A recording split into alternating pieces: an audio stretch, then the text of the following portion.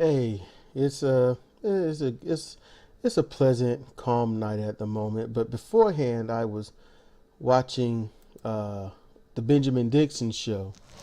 He finally uploaded after a couple of months. He's working on uh, a project, like a Black History project, a newspaper that it came out. It was basically a religious paper and whatnot.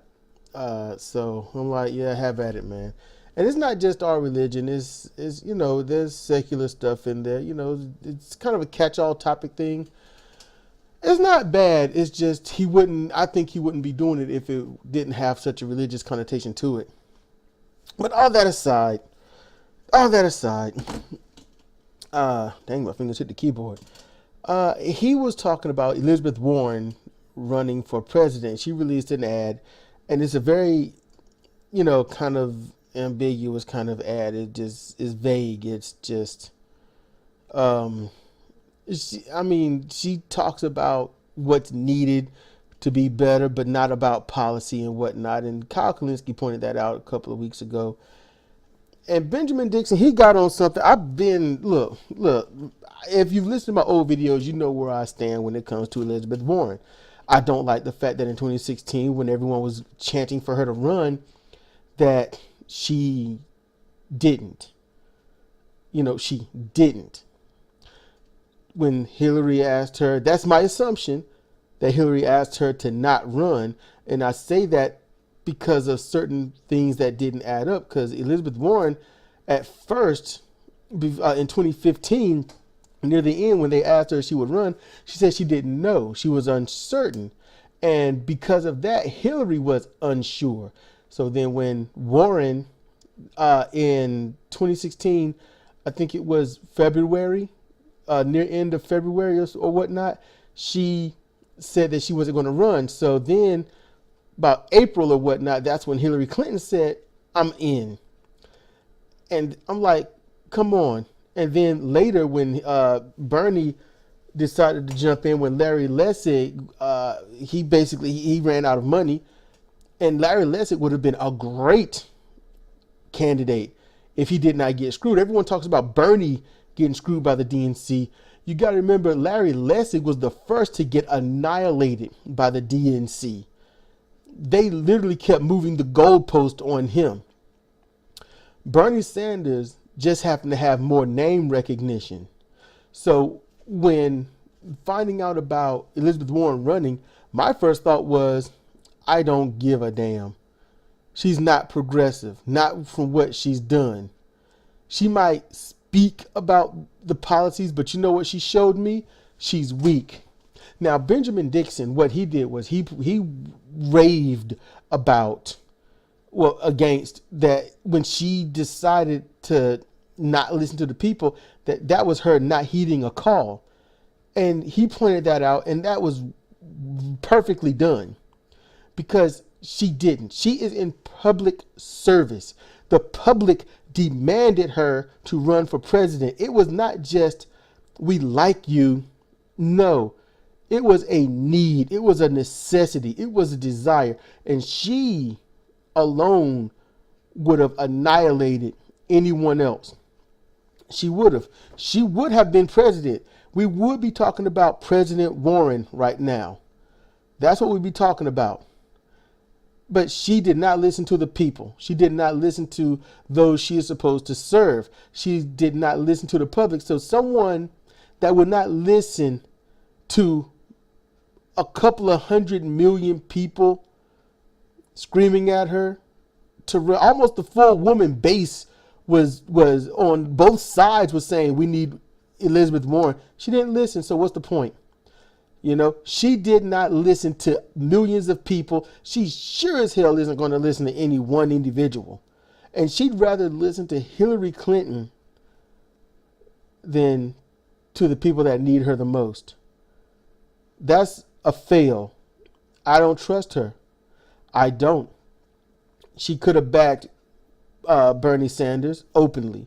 She could have called out the hypocrisies of the DNC opposed to everything the RNC was standing for. She did not. She could have called out Hillary. She could have stood beside Bernie. She made every wrong choice possible. She can talk her game. She can. But I'm going to tell you this, when she was on stand and she was trying to get her policies out there, they told her to be quiet. And she did. That's not somebody I want representing me. I need someone strong.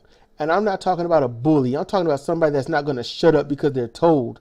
They're going to keep talking because it's just.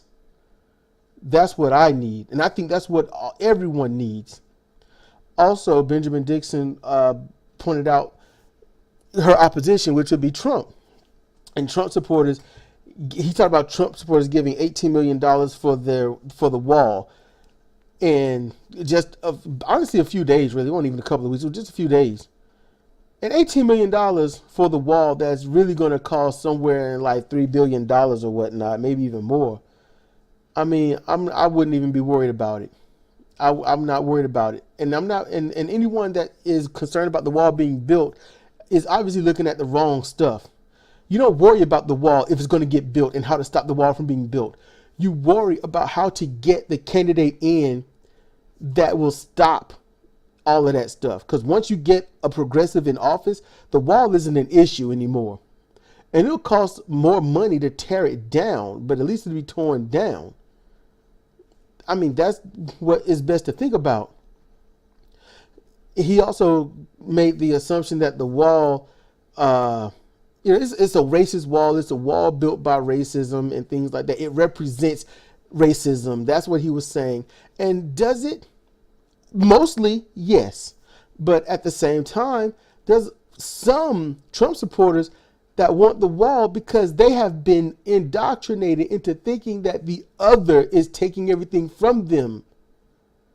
So you have to add that in there as well. And look, we know racism's been here. It's in our legislations. It's everywhere. All right. If you look at your Senate, you look at everything, it's just white people. And the black people in there are pretty much cannon fodder. That's what how that goes. It sucks. When you look at anyone out there in a position of power, it's usually just some white person, usually some old white person. When you hear about people committing crimes and getting away with it, mostly it's white people, rich white people. When you can have a poor white person and a poor black person side by side, and most likely, would they both commit the same crime, the white guy might get some probation or something like that, or go to jail for some months or a year, and the black guy's going to get 5 to 10 or 20 years. That's just how that go, and it's not acceptable. You shouldn't accept it, and and I'm sorry to, I'm literally apologizing. I'm sorry to say that's just how that goes and stuff like that, because what that says is I submit to it and I accept how it is, and it's okay, and it's not okay. It's not. No one should accept it. Now, the next thing he was talking about was Trump. So I worded it this way: that Trump slings lots of mud and keeps it dirty. So that was my note to myself, to say that Trump does sling a lot of mud. What Benjamin Dixon was saying, that Trump, he brings you down into this area of just trash talking and whatnot. And no matter what you do to try to bring it back to policy, principle, dignity, and whatnot, he's gonna bring it right back down to where he is. Because Donald Trump is raised like that. The majority of us are raised that way. If somebody you don't like has friends, you go talk to their friends about how jacked up they are. When you have a debate against someone, then you start trash talking them a little bit. You'll do anything. If you have a heated debate, you'll definitely tell somebody that, you'll belittle them somehow. You may not mean it, but that's what happens. We're programmed. We're hardwired. We are. If you're having a problem with someone and you say, you know what, it's cute you think that.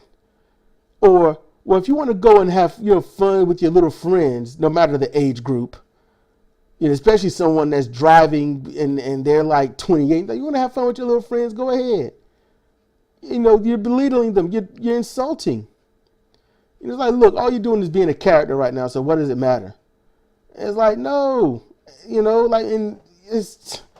and Trump does that. He did the whole Pocahontas thing with Elizabeth Warren. He was like, lying Ted for Ted Cruz. he was, oh my, not just Hillary, but crooked Hillary. He ran it through the gutter. But you know what? Benjamin Dixon talks about how prominent that is and how successful that is. And he really, if you listen to his program, his most recent one, he really hammers it in that there is no hope. And that's the problem I have. You don't get progress by being in, regressive mindset. This is how it is, and it stays that way. Well, get used to it. You don't get anywhere with that. All you do is indoctrinate people into feeling hopeless and then listening to you be on a soapbox of zero solution, but complete blame. That's my issue with Benjamin Dixon and people like him. That's my problem. They will talk the good game, but they are not trying to play it properly. And they're not trying to win. They're trying to keep it right there at the 50-yard line or half court or center field just to be sure that you think that the game could go either way, when no, they're dictating it. And they're keeping you right there waiting. It's messed up. I find it wrong. They're doing this and no one's noticing. I guess I am. I can't say nobody. Whew. So I wish that people would jump on these social media giants, these people that have 20 and 30,000 to a million or multiple million subscribers and whatnot, because these people are more worried about their bank account. They're worried about their subscriber count. They're worried about their view count more and more so than the well-being of society. You can blame the racists. You can blame Trump. You can blame the Republicans. You can blame the establishment Democrats. But if you're not pointing the finger at where it needs to be to get things done, instead of pointing the finger at things that's holding you down, then you're part of what's holding you down. I point the finger at this. We need to stop harping only on Bernie Sanders. We need to stop talking about Elizabeth Warren. We need to start including people who are actually progressive that want to run for the president. That's what they need to do.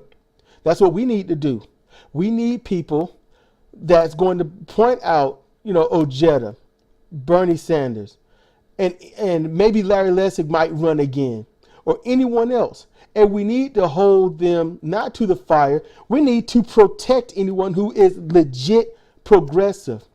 Run this mess like a tournament. You need to do it. Who is the best? And work with that. And don't just, look, if you like what I'm saying, don't just nod your head at what I'm saying.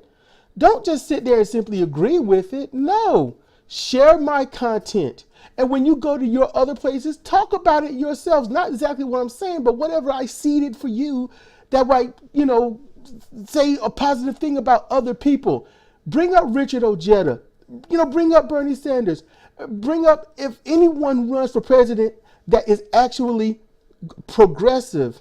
And make sure you demonize anyone that is establishment or was establishment and now saying they're progressive. Demonize them. Say, look, no.